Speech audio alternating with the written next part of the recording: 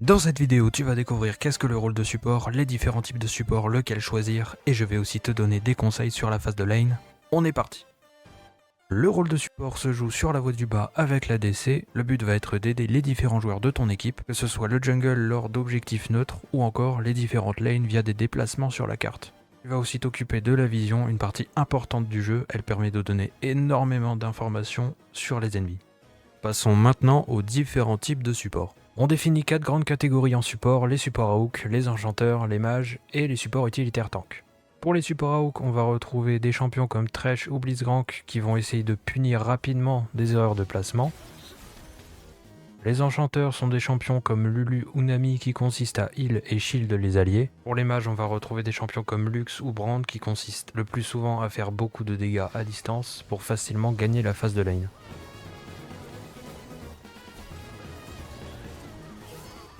Et enfin, les utilitaires tanks qu'on peut classer en deux catégories, les champions en engage comme Alistar ou Rell qui vont eux créer du jeu en teamfight, et les champions à pile comme Braum ou Taric qui vont eux protéger et recevoir l'engage. Les deux dernières catégories sont un peu à voir comme l'action ou la réaction.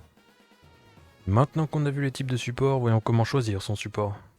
Il est très important de préciser ici qu'on ne va pas parler de champion pool, mais plutôt de counter pick support. Quel type de support est fort contre quel autre type de support. Pour nous aider, on va prendre le cercle de la théorie.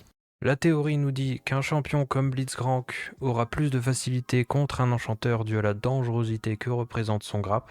Un enchanteur va nullifier les dégâts des mages via ses heals et ses shields. Les mages seront très efficaces contre les supports tank engage grâce à la capacité à punir à longue distance. Et les champions engage seront très forts contre les champions à grappe, vu qu'ils veulent justement se rapprocher de leur cible. Et enfin, les champions à pile sont sans réel counter, les champions vont plutôt neutraliser la phase de lane. Donc tout ça, c'est la théorie. En pratique, c'est un peu plus compliqué que ça. Prenons par exemple le match-up Rell contre Thresh. En théorie, d'après tout ce que je viens de vous dire, Rell, qui est un champion à engage, gagne face à Thresh, qui est un champion à grappe. Mais c'est sans compter le Flay de Thresh, qui neutralise totalement l'engage de Rell. Et donc tout ce que je viens de vous dire s'inverse. Et des exceptions comme ça, il y en existe des centaines. Ne serait-ce que par un changement de spell. Par exemple, si vous prenez Rakan, que vous maxez le Q, alors Rakan, dans un monde où vous touchez tous vos Q, nullifiera les dégâts des supports mages, tout en gardant son potentiel d'engage. Parce que le vrai problème quand on joue un engage support contre un mage, c'est de devoir engage en ayant peu d'HP, dû au poke. Pas de problème de poke, pas de problème d'engage. Et donc au final, le counter pick support, si tu as pas envie de te prendre la tête, bah tu suis juste le cercle. Sinon tu as juste à apprendre les 1536 match-up disponibles en bot lane. Maintenant passons à la phase de lane. Durant les 3 premiers niveaux, il est primordial de prendre le contrôle des bush pour surprendre ton adversaire et faciliter la pression de lane. Cette pression sert avant tout à sécuriser le carapateur et permet d'aller dans la jungle adverse. La deuxième chose primordiale, c'est de respecter le premier timing de gank. Si tu ne sais pas où à start le jungle d'en face, alors aux alentours de 2 minutes 30, va warder ce bush. Un jungle finit à peu près son clear à 3 minutes 15, tu le verras venir de très loin. Tu as deux choix qui s'offrent à toi sur le timing de spawn du carapateur, contester ou reculer.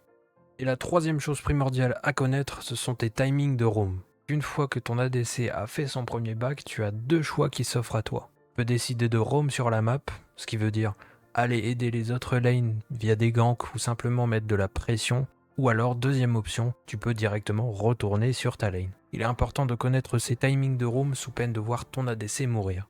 Il y a généralement 3 cas de figure dans lesquels tu ne dois pas roam. Si tu appliques un enchanteur ou un mage, les roams hors objectif neutre sont à oublier. Le deuxième cas de figure, c'est si ton ADC applique un champion fort en early, comme Draven ou Kalista. Et le troisième cas de figure, c'est si simplement tu gagnes ta lane.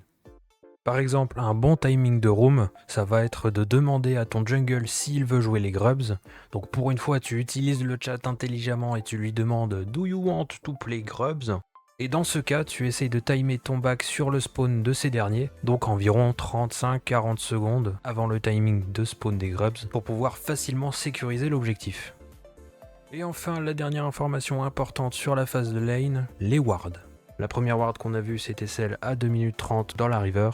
Une deuxième ward très intéressante mais très dure à placer, ça va être côté blue side au niveau du bleu et du groupe adverse, et si vous êtes du côté red side, ça va être au niveau du bush golem. Cette ward permet de donner énormément d'informations sur le clear jungle.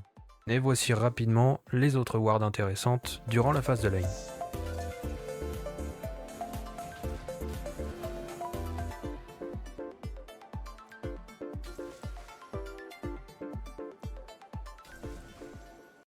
J'espère que ce petit guide vous aura aidé. Dites-moi en commentaire si ça vous intéresse que je parle plus en profondeur de la gestion des teamfights, du mid-game, du champ pool ou des runes, et faire possiblement un guide sur le warding et aller vraiment dans les détails. Sur ce, moi je vous dis à la prochaine, c'était Alpha pour la chaîne Tétration. Bye!